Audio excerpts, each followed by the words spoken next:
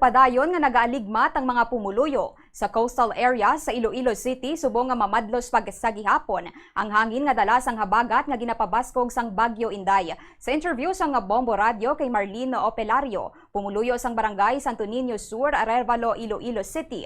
Iyagin pahayag nga ginakulbaan man siya kung malain ang tiyempo apang ginapanilagan panila kung kinahanglan nga magsaylo. Pananglitan suno sa iya nga kinahanglan gid nga mag-evacuate. Nakahanda naman sila nga magsaylo anay sa balay sang iya amay. Nagbutang man sila sang kawayan bilang panagang sa mga kahoy nga nagaguba sa haligi sang ila nga balay. Umpisa sang pagmadlos sang hangin, nagakalakakas naman ang dingding sang balay sang iya bata, apang gintabunan lang anay sang trapal agod nga indi makasulod ang hangin.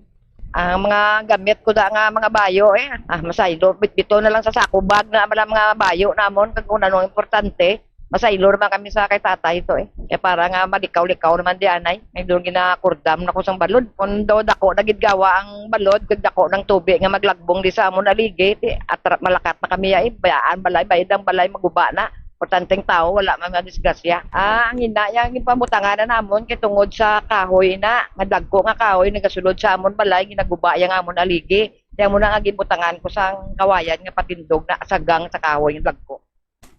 Nabatian si Marlene Opelario. Nahibaluan nga gina-forecast nga magatupa gihapon ang pag-ulan subong sa Iloilo City bangod sang habagat kag mangin mabalod man ang kadagatan. Padayon naman nga nagapahanumdom ang otoridad sa mga residente malapit sa baybayon na muman sa high-risk barangays nga magapreparar o kun magpreparar kag i-antisipar ang malaing nga tiyempo amuman ang risgo kaangay sang pagbaha.